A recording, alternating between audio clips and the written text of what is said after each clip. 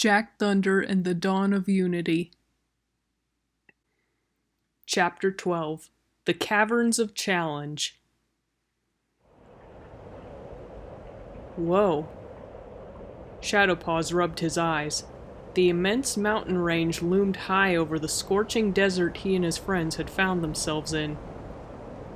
Wonder how we get inside? Jack Thunder squinted, searching for any openings that would lead to the caverns. Finally, he spotted something, an opening on the side of the mountain, high above their heads. Trailing down from it was a twisting, rocky path, a road leading right to the entrance. Well, guess there's no point in waiting around, right? Saturn pushed ahead of the others, scrambling to be the first to reach the caverns. Hey, wait for us! Snotter shouted. She didn't come all this way just so her flightless, bird-brained teammate could fall to his death. She clambered up after him, brandishing Terra.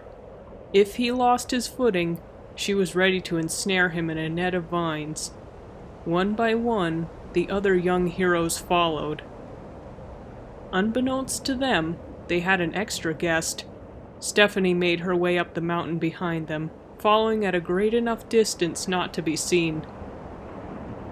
Ugh, this is hard. Thought I would have super climbing skills or something by now. She was starting to regret not taking gym class seriously. Video games were not supposed to be this strenuous. Finally, though, she reached the top of the mountain. The cave's entrance beckoned her, a soft, colorful light coming from within. Well, here goes nothing. She plunged headlong into the darkness.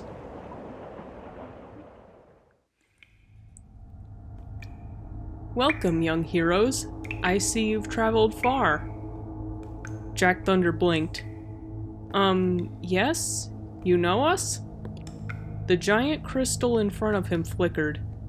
Of course. I know everyone and everything in the world of Alterus.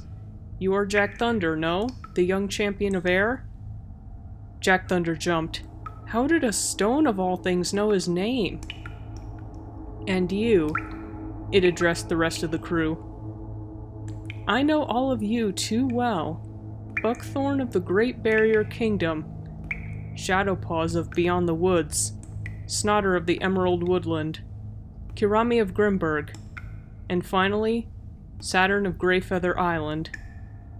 You know me? Saturn exclaimed. He turned to Snotter. You hear that? He knows me. He knows all of us, Saturn. Weren't you listening? Snotter rolled her eyes. Alright, so what you got in store for us? Are we gonna fight a big ugly rock monster or something? Snotter, let me talk to him, Kirami scolded. She stepped forward. Sorry, we actually have a question. We detected signs of a wendigo invasion around here. Might you know anything about this? The crystal's light dimmed slightly.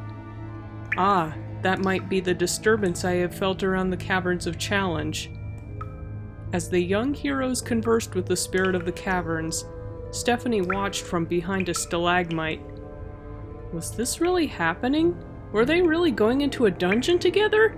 This was so exciting! I feel it coming most strongly from the chamber to my right. When you are ready, you may enter. But beware. You may yet face a greater challenge than mere wendigos.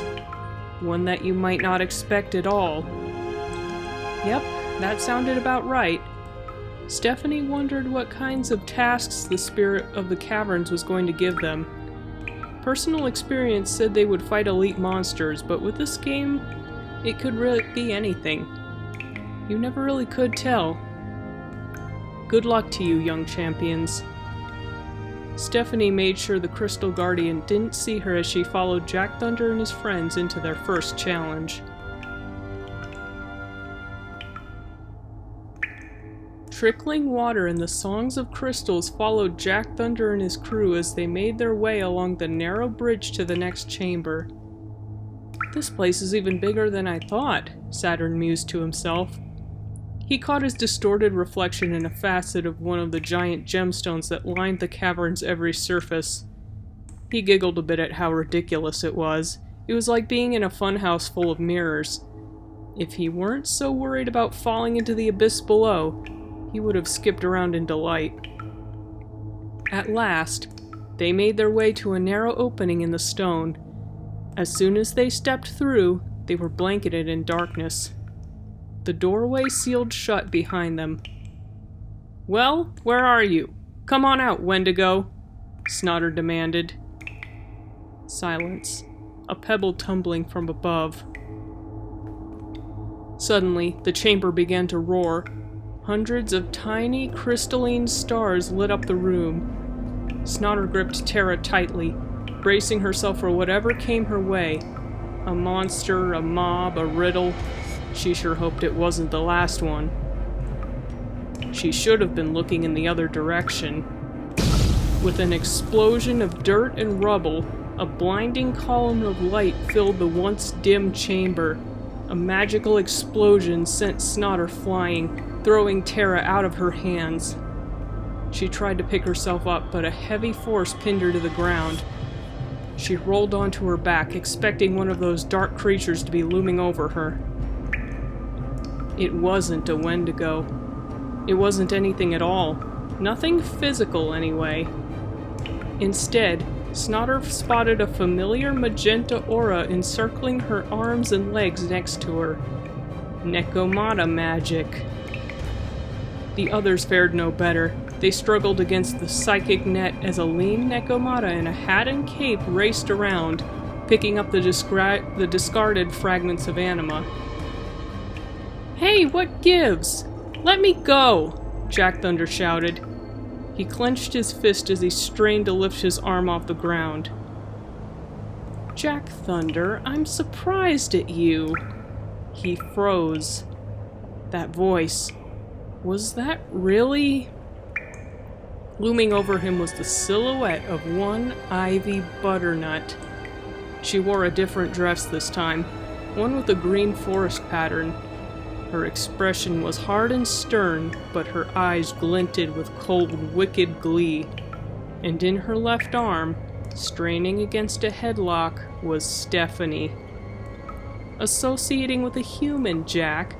I'd expected better of you. Jack Thunder felt himself lifted off the ground as the color-pointed Nekomata, who'd picked up the fragments, took his place at Ivy's side. Jack Thunder immediately recognized him. "Twitch-it?" His eyes fell at Ivy's feet. "So, San was right all along. I can't..." He stammered as his face flushed in anger. "I can't believe you would trick us like this. You'd better give Stephanie back right now." Ivy stepped closer. "Oh, Jack, you might have saved the world once, but you still have no idea how it really works. Don't you know what her kind did to us during the war? Is that really something you want to subject Alterus to?" She leaned in close to his face. "Stephanie wasn't there when the world war happened. This isn't her fault." Sparks flew around his hands as fury built up inside him. Ivy snarled, showing off a mouthful of sharpened teeth. "Don't you dare talk back to me, Storm Gremlin!" Twitch-it began to sweat. "Jack, please. This is why Bruno took your cubs away from you, isn't it? He didn't want someone like you near them." Jack Thunder's face met with sharp pain as Ivy's claws sliced through his cheek. His head snapped to the side, blood trickling from his wounds. Still, he refused to scream. He panted heavily as he got his bearings back. Ivy stood back up, suddenly calm. "Twitch-it, get this spoiled brat and his band of miscreants out of my sight. They all need to be taught some manners." She turned to Stephanie. "And you, Missy, are coming with me. We're just going to have such a good time together." Twitch-it shuddered at Ivy's sudden change in tone. He watched, forlorn, as she made her way out of the chamber door. "I tried to warn you, Jack Thunder." The Nekomata fired up his third eye crystal again, picking the rest of the team up off the ground. Without another word, he hauled his quarry down to the deepest levels of the Caverns of Challenge.